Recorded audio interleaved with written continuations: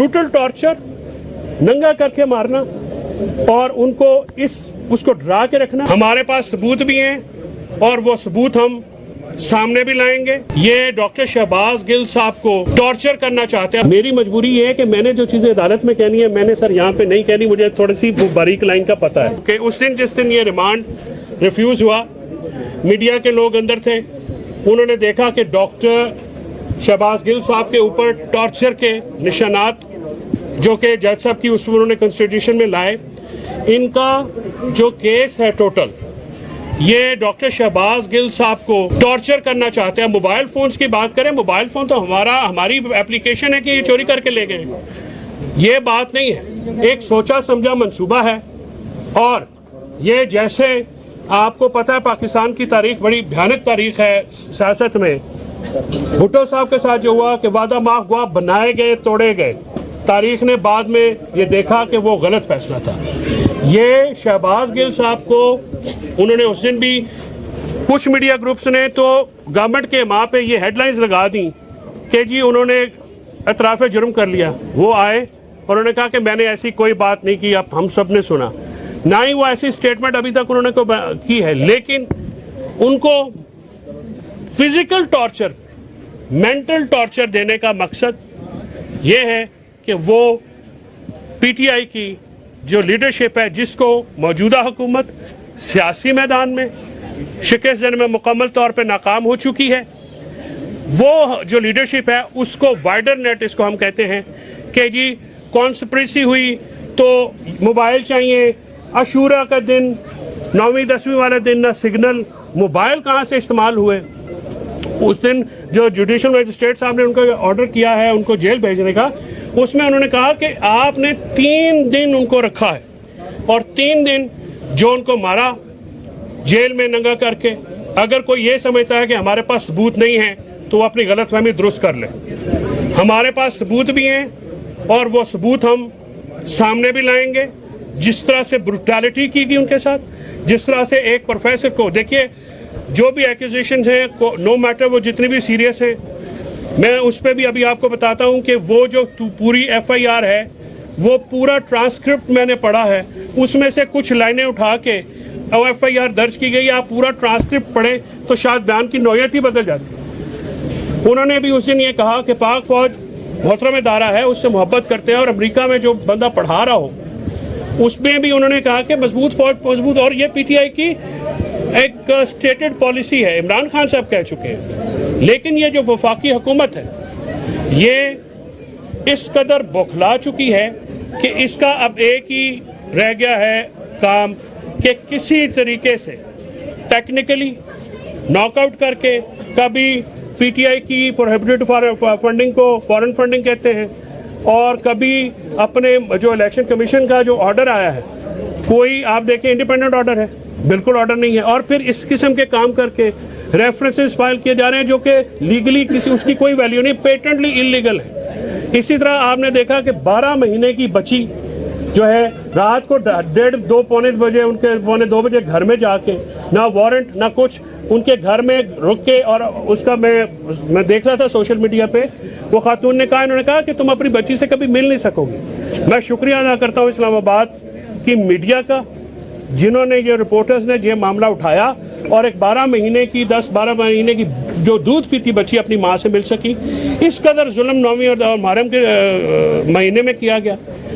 ये सारा जो ड्रामा है, फिजिकल कस्टडी उनकी लेने का मकसद ही सिर्फ एक है कि उनको तोड़ा जाए और उनके खिलाफ और उनको पार्टी के खिलाफ इस्तेमाल किया। इंशाल्लाह हम पहले भी कामयाब हुए, हम कल भी कामयाब होंगे और हम हर सतह पे जाएंगे। डॉक्टर शहबाज गिल के जो लीगल राइट्स हैं, जो कॉन्स्टिट्यूशनल राइट्स हैं, उनको प्रोटेक्ट कराने के लिए हमने आज, मुझे उनकी फैमिली की तरफ से ये इत्तला आई है कि उन्होंने human rights commission of Pakistan को भी ये लिखा है, अपना कंसर्न उनके साथ शेयर किया है। ये ह्यूमन राइट्स के जो मामलात हैं, ब्रूटल टॉर्चर, नंगा करके मारना और उनको उसको डरा के रखना मेंटली। देखिए वो कोई हार्डन क्रिमिनल है, ही इज अ प्रोफेसर। आप उनसे क्या कहलवाना चाह रहे हैं? जो मैंने आपको अर्ज किया इसके अलावा कुछ और नहीं करवाना था। बहरहाल हम को आइन और कानून के अंदर रहते हुए जो हकूक उनको हासिल है, जो फंडामेंटल राइट्स कॉन्स्टिट्यूशन में है, जो ह्यूमन राइट्स है, हम उनकी प्रोटेक्शन के लिए पूरी कोशिश करेंगे। जी सर। फैसल चौधरी साहब, पंजाब में बगैर मलाई और पीटीआई की हुकूमत है। आपके वजीर जेल खाना जात जो है, अडयाला जेल उनके अंडर आती है, तो जेल के अंदर जो तशद्दुद हुआ है, तो क्या आपके वजीर जेल खाना जात जो है इस बारे में प्रेस कॉन्फ्रेंस करेंगे और ये बताएंगे कि उनके मातहत जेल के अंदर ये वाक़या क्यों हुआ है, या फिर वो इस्तीफा देंगे? मतीउल्लाह जान साहब, हस्बे मामूल अच्छा सवाल पूछ के आपने गैर जरूरी कमेंट किया है। ये जो तशद्दुद है ये इस्लामाबाद पुलिस की हिरासत में हुआ है, ठीक है। अगर उस दिन जो टॉर्चर के निशानात थे वो उन्होंने इस्लामाबाद जो इधर जब इनकी कस्टडी में थे उसमें थे, और आपको बल्कि आपके सवाल से अच्छा होता है जरा बाइफरकेशन हो जाती है। अडयाला जेल में जो है मेंटली तो जाहिर है वो एक आदमी जो आज़ाद आदमी है, प्रोफेसर आदमी है, अगर जेल में तो उसको रखना जो कोई भी आदमी जो हो वो मेंटली टॉर्चर होता है। आप मुझे बताइए कि जब आप भी उस दिन इधर थे, अपना यहाँ पे बाकी भी हमारे सारे दोस्त थे, जो टॉर्चर के निशानात उन्होंने अपनी मीडिया से कॉर्पोरेट कर ले कि उन्होंने कहा जी उनको मारा गया। आप इन्वेस्टिगेशन का मतलब फिजिकल रिमांड का यह नहीं होता कि बंदे को मारे। यहाँ पे मुसीबत यह है कि हमारी पुलिस उसने एक वतीरा बनाया और आज तक अदालतों ने किसी को सजा नहीं दी इस मामले पे। फिजिकल टॉर्चर करना अंडर कस्टडी जो अक्यूज होते हैं, ये ह्यूमन राइट्स की भी वायलेशन है, ये आईनी मामलात की भी वायलेशन है। लिहाजा आपकी मैं सवाल के जवाब में आपको उम्मीद है मैंने दुरुस्त कर दिया होगा सर। अडयाला जेल जो है, किसी और ने भी बारी लान दो। आपका जो वजीर जेल खाना जात है, जी सर, क्या वो अडयाला जेल के किसी भी कैदी का किसी वक्त भी तिब्बी मुआयना नहीं करा सकता?